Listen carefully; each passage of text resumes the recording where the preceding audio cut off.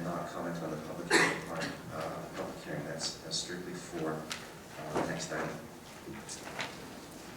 So for the public hearing, procedure is going to be as follows. The clerk will introduce the item, following which council will be given an opportunity to ask questions of staff. I will then ask the applicant to present his or her proposal to council and to the public.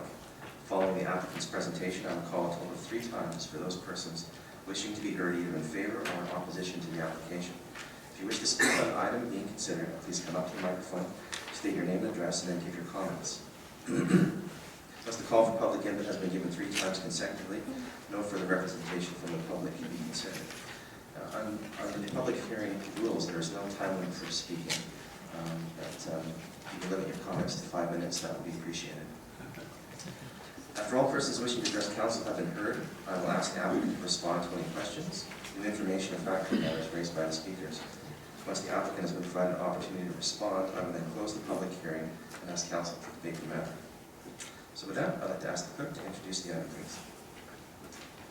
This public hearing is for 728 Miller Avenue to consider zoning amendment bylaw 9373 to rezone Lot A, Section 97, Lake District Plan 19206, 728 Miller Avenue from Zone A1 to Zones RS6 and RS10 for the purpose of subdivision to create 1 additional lot for single-family dwelling use. An exemption from the minimum 10% perimeter road frontage requirement for the proposed Panhandle Lot 1 will be considered. A covenant will also be considered. Council is in receipt of reports from the Director of Planning dated January 26, 2016 and December 18, 2015, recommending approval of the rezoning application, approval of an exemption from the minimum 10% perimeter road frontage requirement of the Local Government Act for proposed Panhandle Lot 1, that final reading of the zoning amendment bylaw be withheld pending registration of a covenant to secure the following. The design and construction of any dwelling on proposed Lot 2 conform to minimum Energuide 82 or equivalent energy efficiency standard. The driveway for proposed Lot 2 be constructed with pavers. Any new dwelling on proposed Lot 2 include the necessary conduits to be solar ready for future installation of photovoltaic or solar hot water systems, and that the new dwelling on proposed Lot 2 be constructed substantially in compliance with the plans prepared by Java Design, date stamp received January 13, 2016. As well, Council will have received a letter from a resident dated January 11, 2016, and letters of support from the Royal Oak Community Association dated July 30th, 2015, December 4th, 2015, and February 18th, 2016. That is the extent, Mr. Mayor. Thank you. Does council have any questions for staff before we proceed? All right, seeing none, I'd like to invite the applicant for 720 Miller Avenue up to the microphone.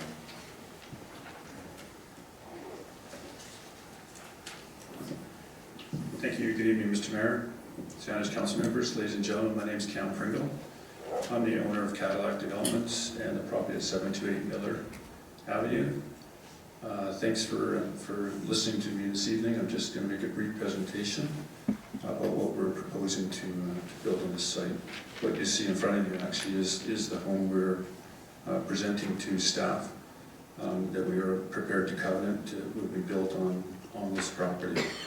It's about an 1,800 square foot house with a 600 square foot suite attached to the front, over the garage, and over the den area. This house would have 5 parking stalls, 2 in the garage, 1 designated for the suite, and 2 more in the driveway, fronting onto Miller.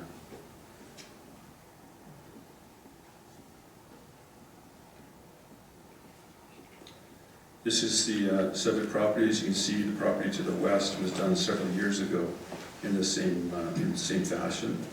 It has 5 houses on different Panhandle situations. 3 of them are Panhandle, 2 of them are fronting onto Miller. This is our proposed layout.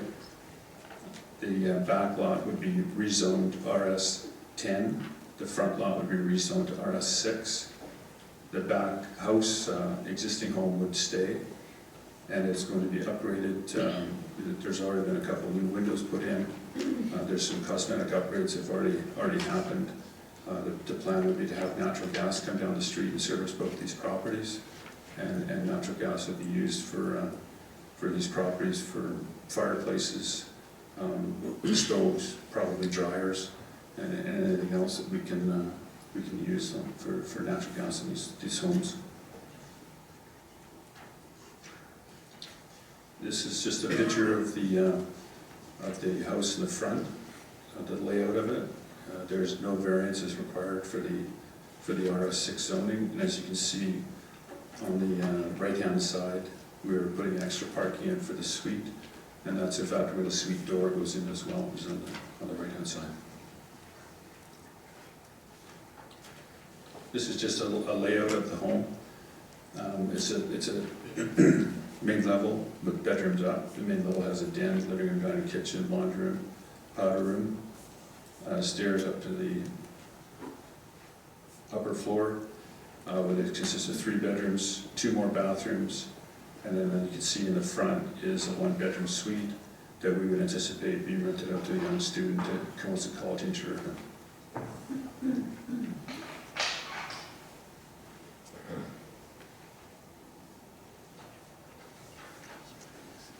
I've met with the planning department.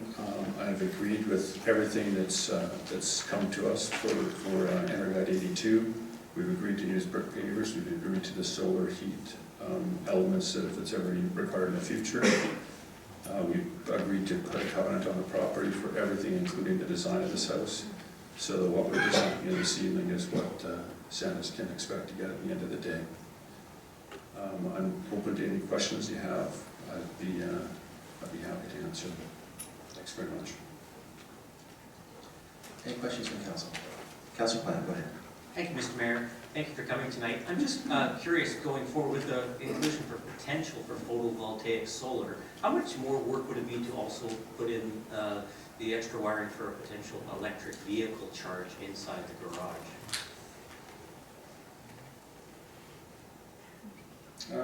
Well, the panel is actually in the garage, so that it's very accessible for something of that nature. There's actually 2 panels in the house. There's one for the suite and one for the main house. Thank you. Any other questions? Okay, I'd like to thank the applicant for his presentation. At this point, I will open it up to public input. Are there any members of the public who wish to speak for or against this application? Please come forward. Call for a second time. Any members of the public who wish to speak? Call for a third time. Okay, with that, I'm going to close this public input period and look to council for decision. Councilor Grimm. Thank you, Mr. Mayor. I will move first reading of the rezoning from A1 rural to RS6 and RS10. Second. Could I, we move past first reading to get us to public hearing. Could I ask you to Sorry, recommendation instead? Second. Actually, sorry, Mr. Mayor, Go ahead. the correct motion would be to move the approval of the zoning amendment. That would be inclusive of the also approved recommendation for the exception of the 10% minimum lot frontage requirement. The final reading would be withheld pending registration of the covenant, and the items for the covenant are, as previously indicated, items A through D. I will make that motion. Moved and seconded. Thank you. Councilor Plant, for discussion. Just briefly, if I can, I noticed in the final recommendation from December 18th, 2015, just it does say Energat 80. I'm assuming the document will actually, that we're actually going to approve will say 82. It will be 82. Thank you. Any more discussion? Seeing none, I'll call a question on the recommendation. All in favor? Opposed? None opposed, that carries unanimously. So I'd like to put a second reading of bylaw number 9373 on the table. Move second reading. Moved and seconded, thank you. I'll call the question, all in favor? Opposed? None opposed, that's carried unanimously. And a third reading, Move please. third reading. Second. Thank you. I'll call the question, all in favor? Opposed? None opposed, that carries unanimously. Thank you. So with that, we'll end the public hearing portion of the agenda, and we're going to move on to the next item B, which is our delegation. For that, I'll invite members of the Fortress Foundation up to the microphone.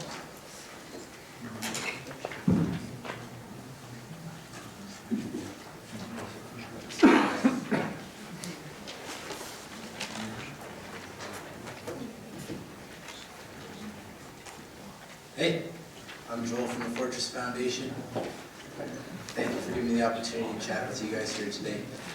Mayor and Council, I'm here to talk about a pretty touchy subject matter, but presenting an action plan to implement preventative measures for all forms of gender-based violence with a specific focus on sexual assault, sexual exploitation, and human trafficking. So today I would like to just commend you guys as a organization, as council, as mayor, for doing such a diligent job at addressing these issues.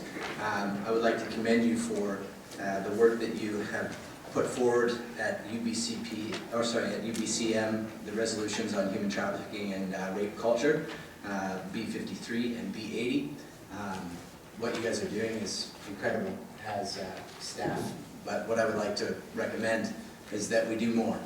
And today I just want to chat with you and show you a brief presentation on what we as the Fortress Foundation are doing, and request that we would have some support documentation from you and work collaboratively as a community, as the public, to address these that are happening.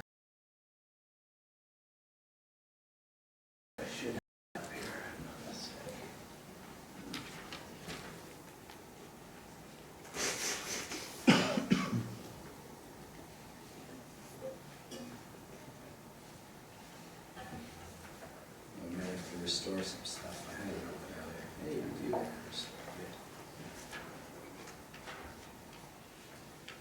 So what I'm going to show first is just a brief synopsis of some headlines that I've gathered. Now these are all local headlines. Sometimes we look at the issue of human trafficking, we think foreign, we think international. Human trafficking is a very local and real issue. As you're well aware, as a council, public maybe not so much. So I'm going to address some of these issues and start this presentation at the beginning, even though we were open farther into it. So these are just local headlines that we've gathered over pretty much 2016, last couple weeks. Some of them date back, but nothing really outside of a year. Dog saves owner from assault. Missing sex offender caught in the West Shore. Awesome. Man gets 6 years for violent assault on the Galloping Goose. Not too long ago, it was about a year ago when that happened. Pro-rape rally. The city of Victoria put out some comments on this as well. Saanich police seeking witnesses for multiple assailants, sexual assault, extremely disturbing sexual assault happening in Saanich. Man still on the loose, we haven't found him yet. All of these examples are sexually exploitative, and we're here as the Fortress Foundation to partner in ending sexual exploitation. These issues affect us all, and we believe they particularly affect our youth. And what we are looking to draw more attention to is how this impacts young people. We got our first conviction for human trafficking here in BC. Reza Mozambi was convicted just recently, and that's a great thing, but we need to get more convictions. He was targeting vulnerable girls, some of which were located in our communities. A local child porn conviction of an 18-year-old girl in our school district here, just as of recently. We've also seen things like Saanich community leaders facing child porn charges, really challenging. Some of our support documentation will talk to that as well, which is available.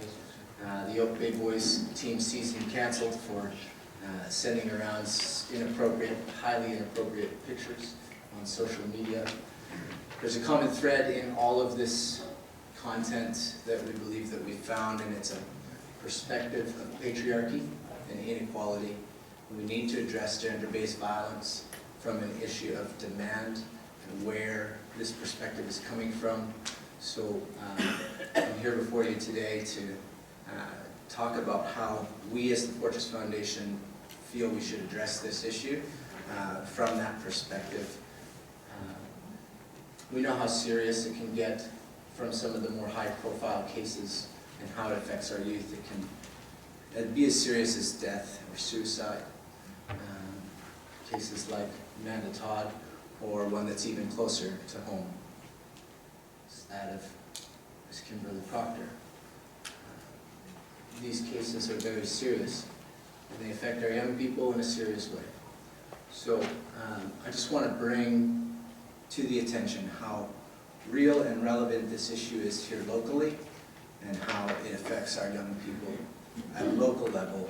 And we should no longer look at human trafficking as an international or a foreign issue, but rather we, as council, as the public, would understand that this is a Senate-based issue, that this is a real issue. And what we want to do, our small portion of this bigger picture, is to empower and equip a generation of young people, specifically male youth, with a perspective of becoming men of honor, respect, and integrity. And then having a lifestyle like that will prevent these things from ever becoming a problem. I've got a little movie here, just a quick little clip that we can watch. Hopefully we got the audio set up since I was earlier in here today and you can all hear it, of how we're doing that now and how we would like to continue to do that in partnership with sanitation.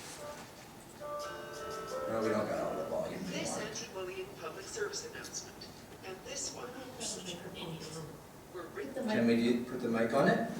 Nice call. Old MacGyver. Let me just start this over and see if it'll pick up.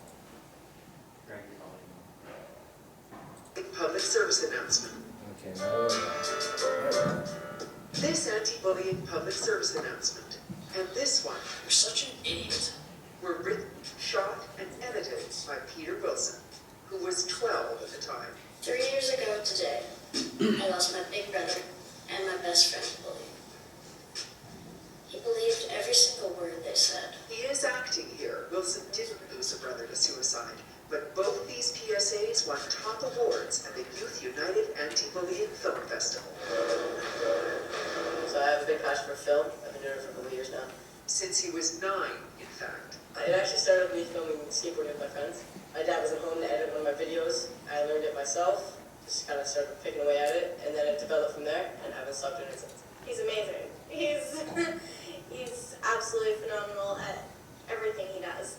In 2013, Wilson was Social Media Camp's youngest attendee and ended up a contributor. I'm getting footage here and then quickly going to my laptop, editing it, and putting it on the screens. I learned a ton at Social Media Camp. I don't think I've ever had so much information jam-packed at me one time.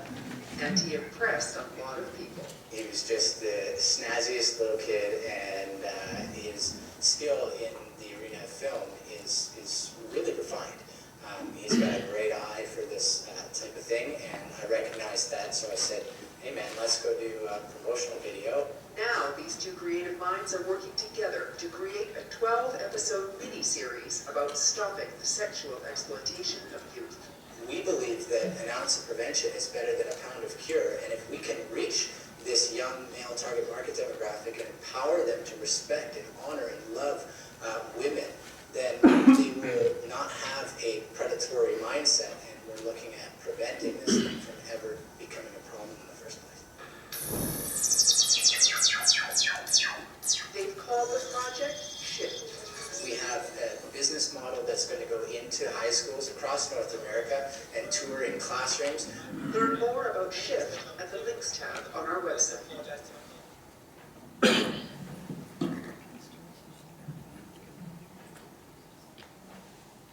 So that's Peter Wilson. I'm Joel from the Fortress Foundation. You can find us at menendexploitation.com.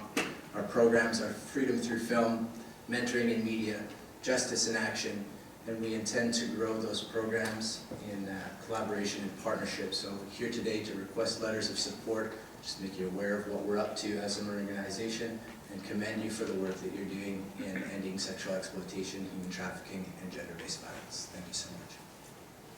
Thank you, Joel, for your presentation. It was powerful. Do any members of council have questions for our presenter? Councilor Newman. Thank you, Chair. Mr. Mayor, through you, thank you also. It was indeed an excellent presentation.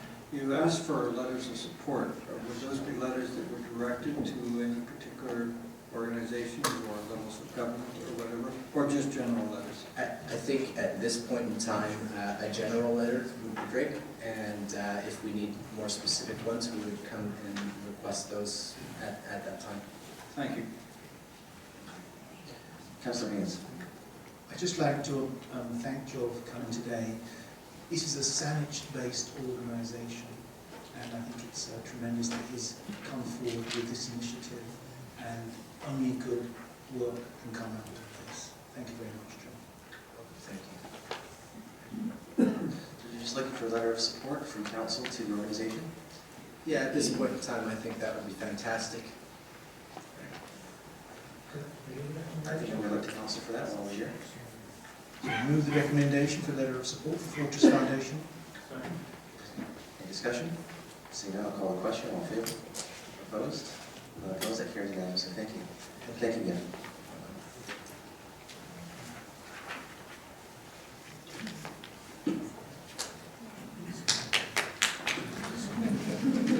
It was very good. Great job.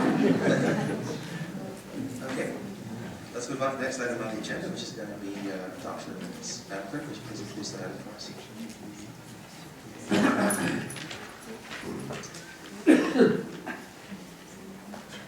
Council is requested to adopt the February 15, 2016 Council and Committee of the Whole minutes.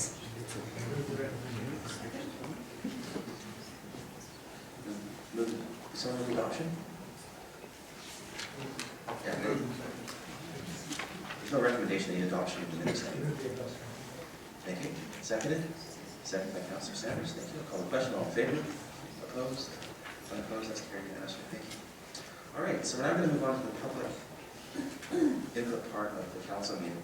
So we've got a number of agenda items here which apply. I'm just going to read through them here. You're here to speak on item E1, the noise suppression bylaw amendment, F1, webcasting, F2, council chamber reconfiguration pilot, F3, downloading of the EPA analysis costs, G1, changes to Blanchard Street, G2, resolution to the ICC, and also to H, although we haven't received any information on that. That's where the council members are going to give us an update on their CRD activities. So with that, I'd like to invite members of the public up to the microphone to speak to those items. Can you please give us your name and your address and limit your comments to 5 minutes? That'd be most appreciated. Are there any members of the public who wish to speak? Please come forward. Just give me a moment to close off the other gentleman's presentation.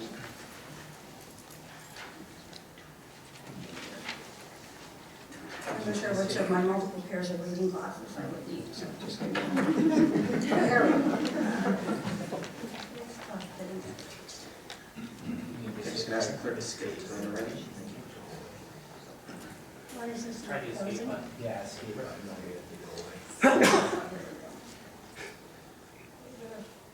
Loaded.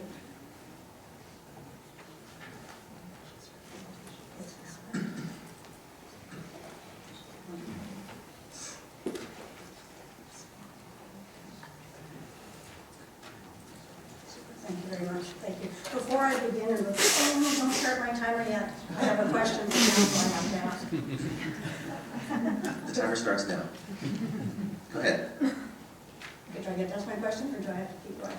Everyone's got the same 5 minutes of time. All right, thank you very much. Thank you very much for providing us an opportunity to speak in support of the noise suppression bylaw amendment. I'd like you to know that while I am standing here by myself, I'm actually speaking for a large group of neighbors who have been affected by noise. The purpose of our presentation today is threefold. It is to express support for the proposed amendment. We also want to show you the impact of the current bylaw on our neighborhood, and we're requesting that this evening you pass the proposed amendment. Okay. There are issues here. The primary issue is that the current noise suppression bylaw is in fact a deficient bylaw, and our neighborhood is an example of what can happen, and in fact what is happening under the current bylaw. And if you pass this bylaw, not only will it prevent and stop this from happening in our neighborhood, but in fact it will have an impact on all of Saanich, because at this point the current bylaw applies to all of Saanich, and therefore the problems that we're having could be happening anywhere. Okay. The essential background is that this property was purchased in 2010, and from the beginning there has been significant noise. Initially that noise was primarily related to landscaping, and there was a high level tolerance that we all do things on our property and we just overlook it. The noise continued after the first few years, and ultimately we were told by the homeowner that he was creating an area to park equipment. Then eventually that there would be a driveway to encircle the property, and finally his recent stated comments are to flatten the entire property. This is relevant to noise because to do these things creates a great deal of noise. I'm going to move quickly. The neighborhood as a whole is in fact affected. You'll see from the slide right here that 21 different households have in fact written letters over the last year to Saanich. This is a large group of affected homeowners. The GIS map that I've just put up there is from 2007, prior to the homeowner buying the property, and you will see that there's the address, it's lot 330. We have a single driveway, and we have a large number of trees. It's difficult to see the contouring, the depth, so I have included this slide. This shows what the depth of the rock was initially, and you'll also notice there was a stand of arbutus trees. On the right, you'll see that they have been cut down and are being burned. In 2015, which is now, or just the fall, that is what the property looks like. There is the same marker address. We now have 2 large roads encircling the property, and the trees are missing. The important point of this picture is because it's an expression of the level of quarrying that has been going on this property, and to quarry at that level is to create a stunning amount of noise. Okay. Here is the right side of the property in the process of being flattened. So what is the impact on our neighborhood? Well, first and foremost, thematic, noise from breaking the rock. I'm going to show you a 30-second, it's only 30-second video. Currently standing at my fence line.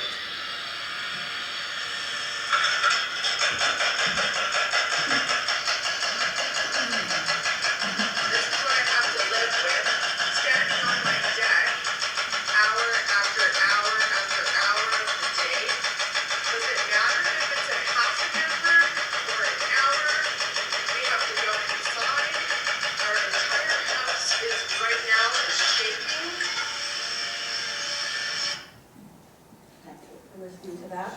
The pneumatic hammer that is being used is attached to a large excavator. It's an industrial level excavator. The noise continues overnight. You'll notice we're in the dark here. This noise continues Monday through weekends in the morning and during the evening. And when you have that much noise, well, you get the product of all of that pneumatic hammering, which is rock. Rock that looks like this and like that. And then when you have that much rock, you're going to create a great deal of noise loading and moving the rock. So here we see the excavator dumping large quantities of rock into a dump truck. And these trucks then leave the property to get rid of the rock and then return. Here's a 9-second video.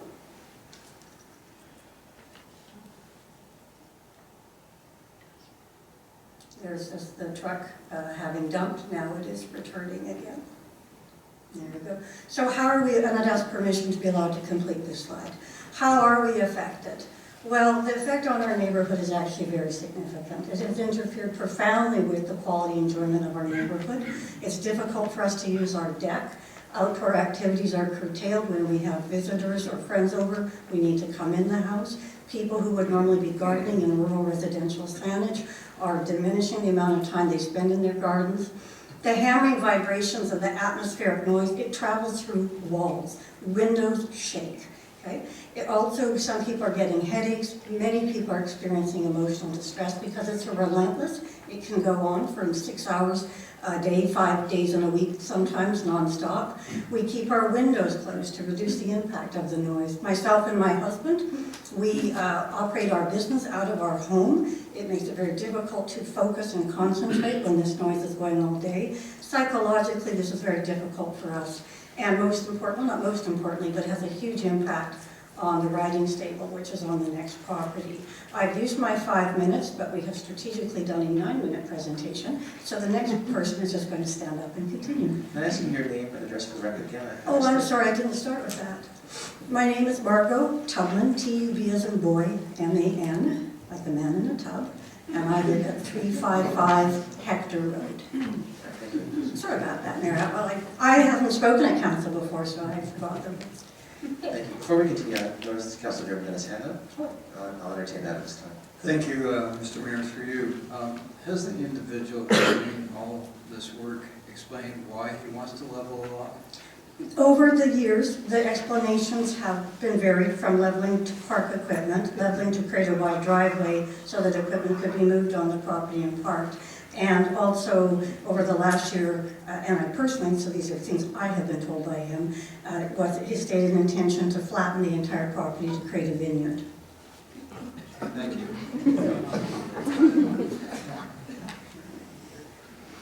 Thank you. My name is Thomas Brower. I also live at 355 Hector Road. And I'd just like to pick up where Margaret left off. And I would like to draw council's attention to the rural Saanich local area plan. The picture on the plan is actually